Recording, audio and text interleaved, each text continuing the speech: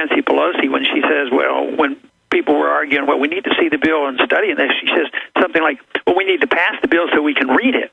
And that's, boy, the understatement of the century, because that's exactly what happens.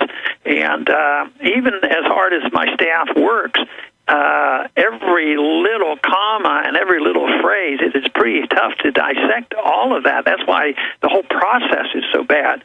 But I protect myself against ever endorsing that, because it doesn't take long to find out what their goals are and what their intent is, making government bigger, raising more taxes. But even as bad as it is, it's even worse than some people think. Barney Frank is a big regulator. He loves this stuff, and I work with him on some issues, but obviously on this regulatory bill I did not. And he, I believe, was honestly surprised about how much more power was given to the SEC.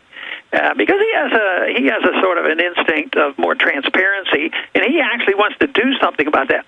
And he is probably the most informed person about that bill as it was going through. I'm amazed at how much detail he knows, but he can't possibly know every single thing the Fed and the SEC does behind the scenes. It sticks this stuff in at the last minute, and it's just absolutely out of control, and that's why this system will end and has to be replaced by something else. Again, Congressman Ron Paul joins us. Remember, a month and a half ago, Senator DeMint got up and reported that 94% of the Senate bills are never even read and are literally written by the special interest lobbyists, many of them foreign lobbyists. This is a foreign corporate takeover of our government. If the president can launch wars without Congress declaring it, the private central banks can issue all this fiat currency to their enrichment and our detriment. But he said in his speech he didn't know the number on the House. Do we have any idea of what number of House bills are never even read and are brought out 30 minutes before they're passed? No, not exactly. The big problem would be that some of those bills float around and you can read them, but when the night before they're due to come to the floor, they go to the Rules Committee, and the Rules Committee has tremendous license to change things. The chairman of the Rules Committee can have a manager's amendment, which was used originally to change some grammatical things and just a few technical things, technical changes. But now they use the manager's amendment to replace the whole bill. That's what they did with the Patriot Act. Bob Barr and others tried to protect us to a degree, against the Patriot Act. He worked months on, or at least several weeks on that. But when the manager's amendment came from the Rules Committee, they put the whole new bill into it, which meant that nobody could read it. So it depends on the particular issue. But even if the bill's available, the financial reform bill was available and discussed in a lot of hearings and a lot of talk, but that still doesn't mean that many members would have had a total comprehension and been able to read this bill.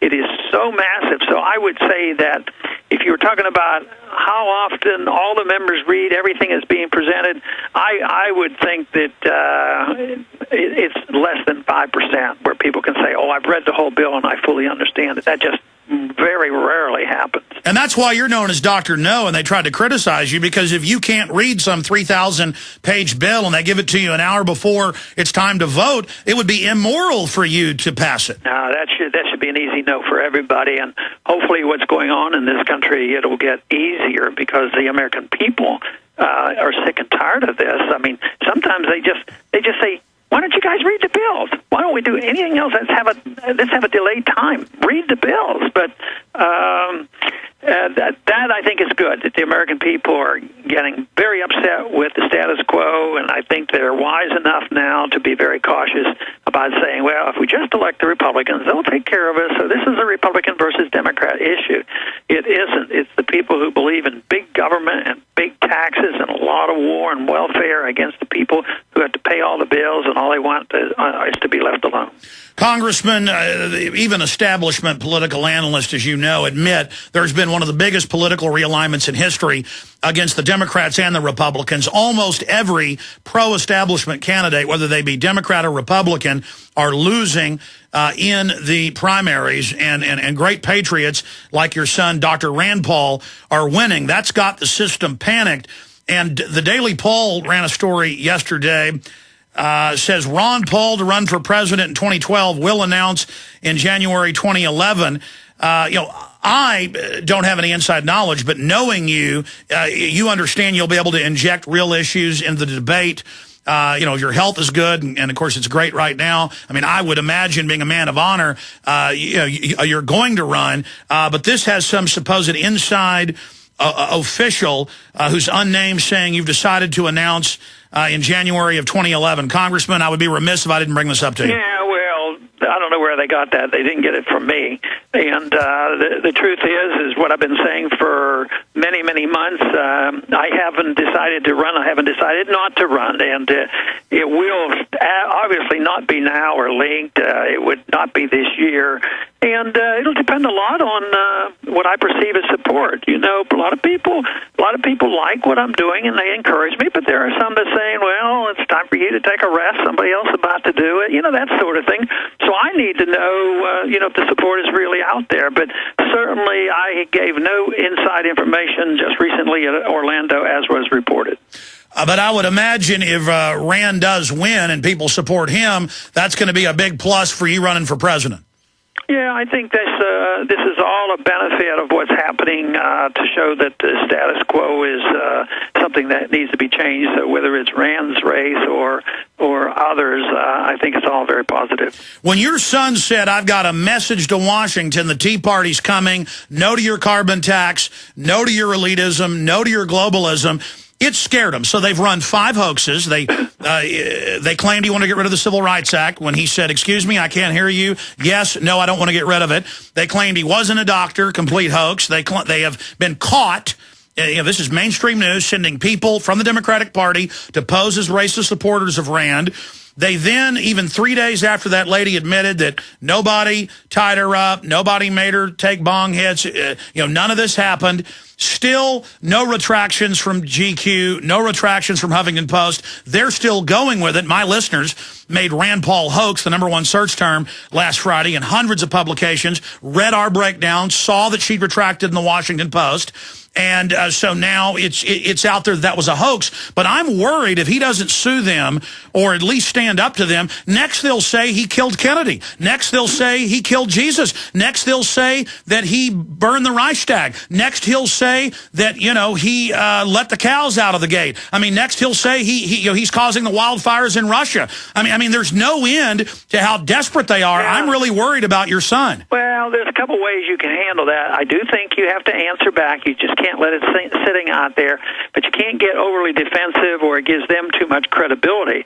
And I've been under those attacks, too, because and I'm sure you share my views about how outrageous the war on drugs is and how that violates our civil liberties. So I've never supported the war on drugs, yet I detest the use of drugs for kids and all that. But they used that against me in '96, and I put a TV ad on and I defended myself and explained why it's the war on drugs, not the drugs that I promote. And I think the other thing that we did that is so important is to try to get an image out there.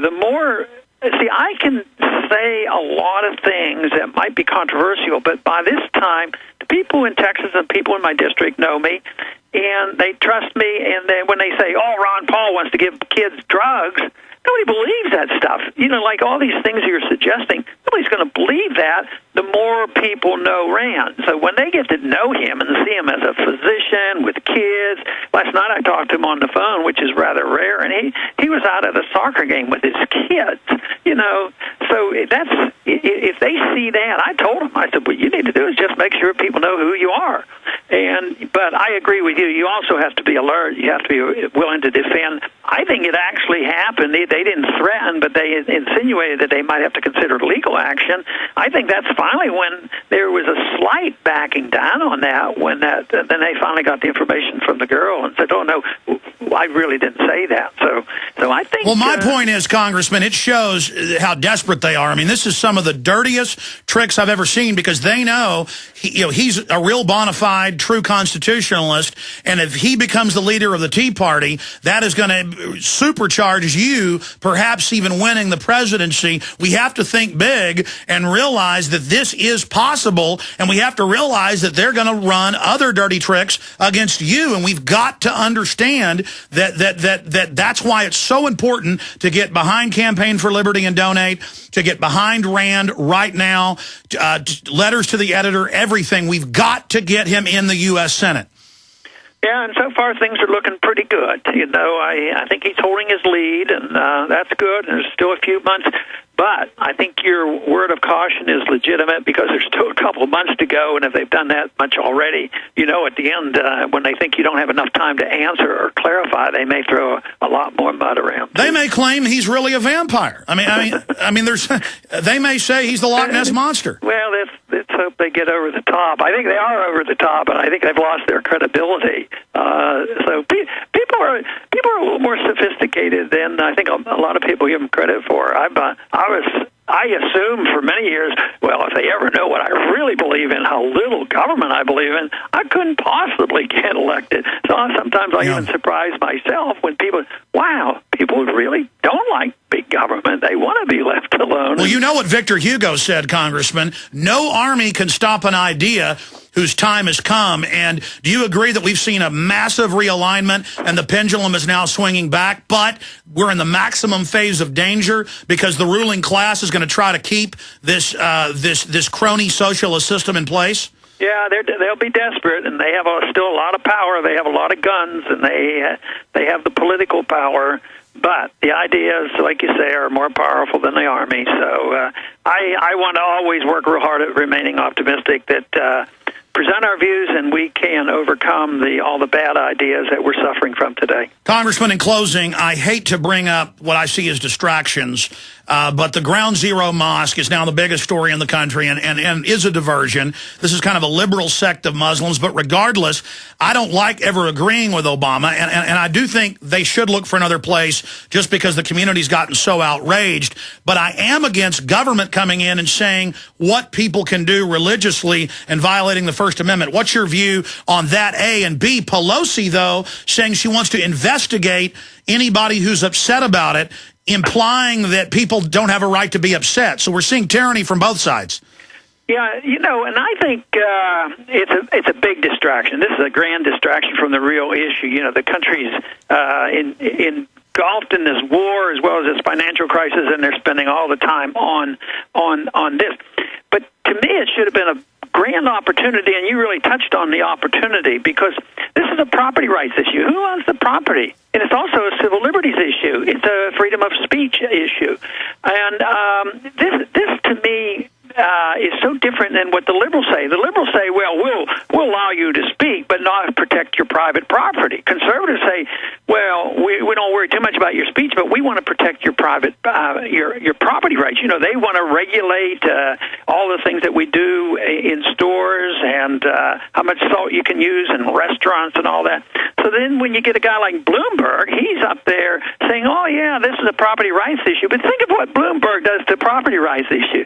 I think this is a tremendously opportune time for us to point out that property rights and civil rights are one and the same. But I think what's behind this, it drives the neocons nuts, because they can't pursue this international war on terrorism without having a hated enemy, and the hated enemy is Islam. And I don't believe for a minute that the, quote, religion of Islam is our enemy. Congressman, we're out of time. Look forward to speaking to you again. God bless you. Thank you. Good to be with you. We'll be back. Thank you for listening to GCN. Visit GCNlive.com today.